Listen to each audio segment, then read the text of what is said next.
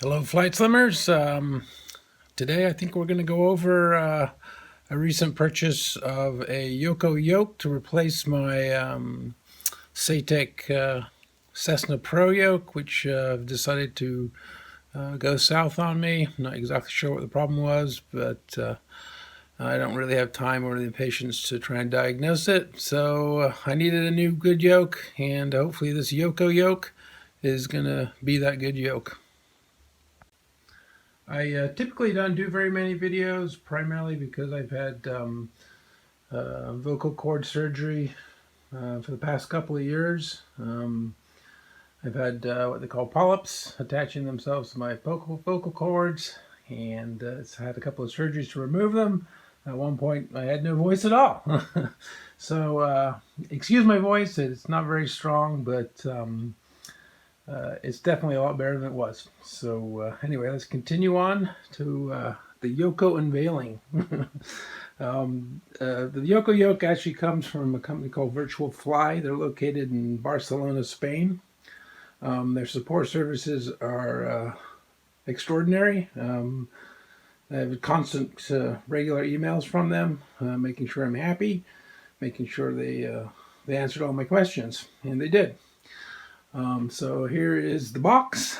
It took approximately 3 days to arrive from Barcelona to California, so that's a pretty good time frame. Cost was about 100 US. So here's the box. And it is quite nicely packaged. And here's all the Virtual Fly information, which is kind of interesting. And even some stickers. Anyway, on to the actual yoke. It is a manual.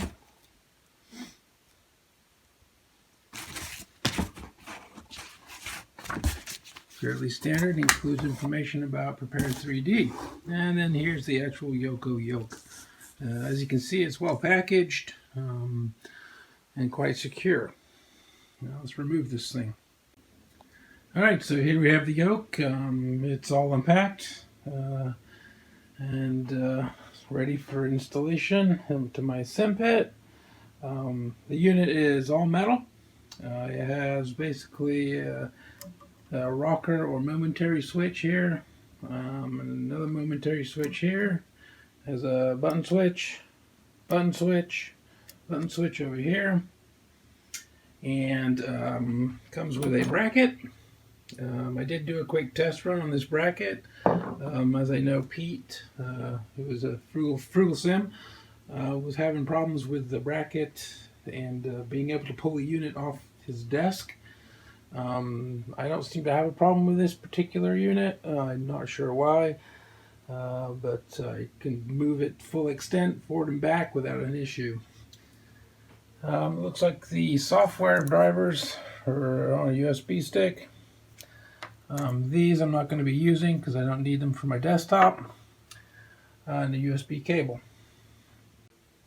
Okay, here's the unit in position. You're going to need about 12 inches of clearance or space between your monitor and the yoke. Yeah, about 12 inches. Alright, so here's the yoke bracket. And the yoke bracket is going to go into these slots here and here. And then it's going to attach underneath the desk like so.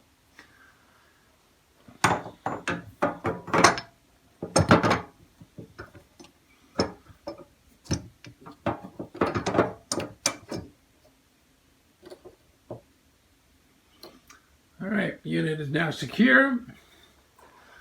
Let's do a quick test on motion.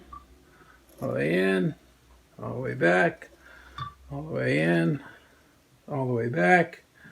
And it doesn't appear to be moving. So this is good. So no issue with mounting. Well, seeing how my wife likes to call me the great voider of warranties, I thought I'd go ahead and open up the unit.